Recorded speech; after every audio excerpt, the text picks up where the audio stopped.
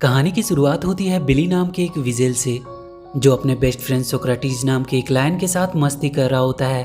तभी उसे वहाँ हाइना पोप मिलता है, जिसे वो एक छड़ी की मदद से गोल्फ की तरह खेलने लगता है। तभी वहाँ उसकी वाइफ बोनी आती है और उसे कहती है कि वो पानी लाने के लिए जाने वाला था, पर वो यहाँ टाइम पास करने में लगा हुआ है। वहाँ उस जंगल की क्वीन हाथी उनके पास आती है और कहती है कि इस साल उनकी नदियों में पानी नहीं आया है, जबकि हर साल तो इस समय तक नदियों में पानी आ जाता था, पर पता नहीं इस साल क्या हुआ। यहाँ से सीन शिफ्ट होती है और हम चार्ल्स नाम के एक चिकन को देखते हैं, जिसे कुछ ही देर में उसका शेफ डिनर में बदलने वाला होता है, पर वो किसी तरह से अपने आप को छुड़ाकर वहाँ से भाग जाता है। वो उसके शिप से बाहर कूदकर एक छोटे से बोट में आ जाता है, जहाँ उसे और भी कुछ एनिमल्स उस बोट पे मिलते हैं। उन सारे एनिमल्स को इंसानों की वजह से अपने घर को छोड़कर भागना पड़ा था। वो एक ऐसे जगह की तलाश में जा रहे होते हैं जहाँ अभी तक इंसान ना पहुँचे हों। उनमें से एक बूढ़ा टर्टल होता है, जो उन्हें बताता है कि माइग्रेटरी बर्ड से उन्हें पता चला है कि यहाँ से कुछ दूर सेवेना नाम का एक जगह है जहाँ अभी तक इंसानों के कदम नहीं पड़े हैं। चार्ल्स उन सबसे कहता है कि वो उन सबको उस जगह तक ले जाने में उनकी मदद करेगा। इधर सेवेना की क्वीन सबसे कह रही होती है कि उनके पास खाने का स्टॉक्स भी खत्म हो रहा है और पानी के छोटे छोटे तालाब भी लगभग सूख चुके हैं, और अगर ऐसे ही हालात रहे तो उन्हें सरवाइव करना मुश्किल हो जाएगा। चार्ल्स और उसकी टीम भी सेवेना की खोज करते हुए उसके बहुत करीब पहुंच चुके थे। बिली पानी की तलाश में आगे बढ़ रहा था। उसे अपनी फैमिली के लिए पानी लेकर जाना था। वहीं कुछ दूर पे बफेलो और राइनो का ग्रुप आपस में पहले पानी पीने के लिए लड़ रहे होते हैं। उनकी तरफ ध्यान ना देते हुए बिली सीधा वहां के तालाब से अपने बोतल में पानी भरने लगता है। जब उस पर राइनो और बफेलो की नज़र पड़ती है तो वो गुस्से से उसे घूरते हैं। इधर बिली का बेटा जूनियर अपने दोस्तों के सामने अपने डैड की बहुत तारीफ कर रहा था। तभी वो सब देखते हैं कि बिली पानी को लेकर भागता हुआ आ रहा है और उसके पीछे बफेलो का एक ग्रुप पड़ा हुआ है। जूनियर खुश हो जाता है कि उसके डैड इतने मुसीबतों का सामना करते हुए भी उसके लिए पानी लेकर आ रहे हैं, पर उन बफेलो की वजह से बिली का सारा पानी बह जाता है। जूनियर के दोस्त उसका मजाक उड़ाने लगते हैं। वो बहुत उदास हो जाता है। उसे मनाने के लिए बिली उसके पास जाता है, पर वो बहुत गुस्से में होता है और वो बिली से कह देता है कि आज से वो उसका डैड नहीं है। बिली दुखी होकर वहाँ से चला जाता है। बोनी जूनियर से कहती है कि उसे अपने डैड से ऐसी बातें नहीं करनी चाहिए थी, पर वो कहता है कि उसे किसी से बात नहीं करनी, उसे अकेला छोड़ दे। बिली अपने दोस्त सोक्राटिस के पास जाता है और कहता है कि उसे उसके साथ पानी की तलाश में जाना होगा, क्योंकि उसकी फैमिली को पानी की ज़रूरत है और उसे अपने बेटे जूनियर को भी दिखाना है कि वो एक लूज़र नहीं है। सोक्राटिस उससे कहता है कि वो कहीं नहीं जाने वाला है, क्योंकि वो यहाँ बहुत खुश है। बिली अकेले ही जाने लगता है। सोक्राटिस उससे बताता है कि जब तुम रिवर बेड को फॉलो करते हुए आगे बढ़ोगे तब तुम्हें वैली ऑफ डेथ को पार करना होगा। ये सुनकर बिली बहुत डर जाता है। वो उससे पूछता है कि ये वैली ऑफ डेथ क्या है। सोक्रेटिस उससे कहता है कि बहुत साल पहले वो उस वैली में गया था। वहाँ बहुत ही खतरनाक जानवर रहता है जो वहाँ आने वाले को जिंदा नहीं छोड़ता। वो कहता है कि उसे अपनी जान की परवाह है, इसलिए वो उसके साथ नहीं आ सकता। कुछ देर बाद सोक्रेटिस देखता है कि बिली अकेला ही चला गया है। बिली अपनी तलाश में आगे बढ़ने लगता है और कुछ देर बाद वो वैली के गेट के पास पहुँच जाता है।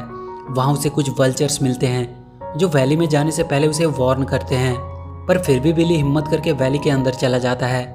वो जगह उसे बहुत ही डरावना लग रहा होता है। तभी कुछ देर बाद उसे कुछ डरावनी आवाज़ सुनाई देती है।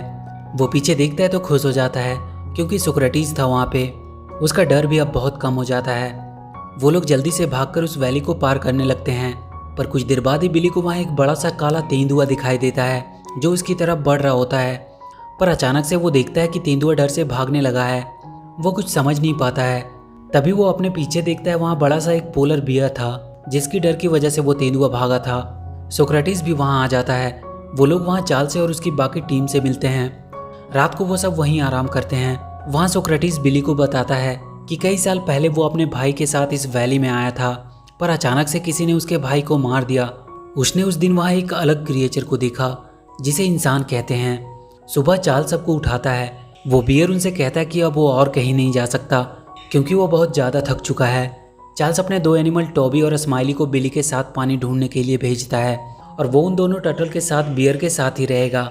वो चारों वहाँ से आगे बढ़ जाते हैं और बहुत जल्द वो उस वैली के अंत तक पहुँच जाते हैं। उन सबको वहाँ एक बड़ा सा डैम दिखाई देता है। उसी डैम की वजह से उनकी नदियों का पानी रुका हुआ था।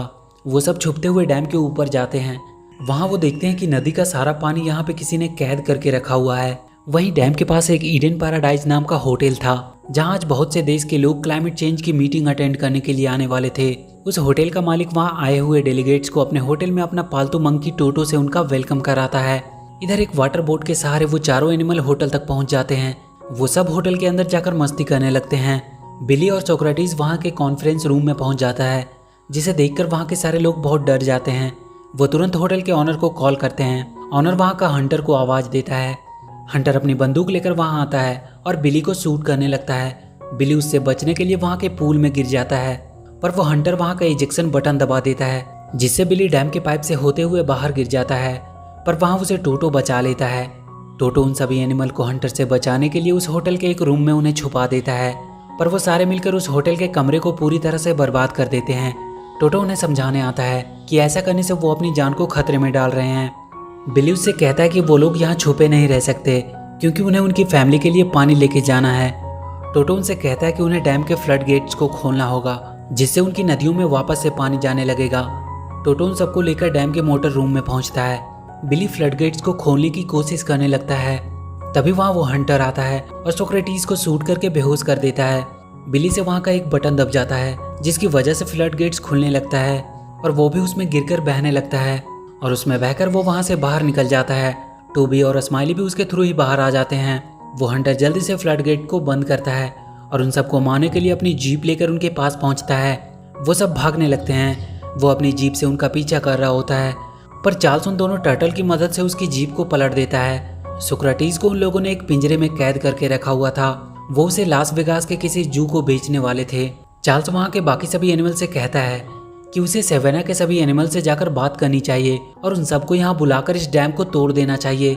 वो सब वापस से सेवेना जाते हैं और सारे एनिमल्स को इकट्ठा करके बताते हैं कि कैसे इंसानों ने उसके जंगल में आने वाले पानी को डैम में कैद करके रखा हुआ है, और अगर अभी उन्होंने कुछ नहीं किया तो वो लोग बहुत जल्द खत्म हो जाएंगे। और अगले दिन हम बहुत से जानवरों के झुंड को डैम की तरफ बढ़ते हुए देखते हैं, पर उनके साथ बफेलो और राइनो का ग्रुप नहीं था, क्योंकि वो उनका साथ देने से मना कर देते हैं। वो सारे एनिमल डैम के करीब पहुंच चुके थे। तभी वो हंटर एक प्लेन में बैठकर वहां आता है।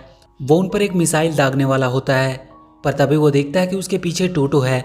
वो उसे मारने लगता है और गलती से बटन दबने की वजह से वो मिसाइल वहां के डैम के पाइप के अंदर चली जाती है, पर वो फटती नहीं है। टोटो किसी तरह उस प्लेन को लैंड करवाता है। उस होटल के मालिक का बेटा माया सोक्रेटिस को उसके पिंजरे से आज़ाद कर देता है, और इधर चार्ल्स अपने एनिमल्स को डैम पे अटैक करने को कहता है। सब अपनी पूरी ताकत के साथ डैम को तोड़ने की कोशिश करने लगते हैं। तभी वो देखते हैं कि बफेलो और राइनो की टीम उनकी मदद के लिए आई है। वो सारे उस डैम को तोड़ने लगते हैं। डैम अब थोड़ा सा हिलने लगा था, पर इतना काफ़ी नहीं था। तभी बिली को वहाँ एक हाइना पूप दिखाई देता है। वो तुरंत एक लकड़ी के डंडे से उसे गोल्फ की तरह ही शॉट मारता है, और वो सीधा जाकर के डैम के होल में उस मिसाइल को लगती है और वो फट जाती है। डैम अब टूटने लगता है।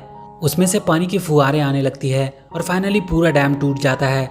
सारे जानवर उसमें बहकर जंगल की तरफ जाने लगते हैं। सोक्रेटिस भी बिली के पास आ चुका था, और उस दिन के बाद सेवेना में कभी पानी की कमी नहीं हुई। सारे जानवर वहाँ खुशी खुशी रहने लगे।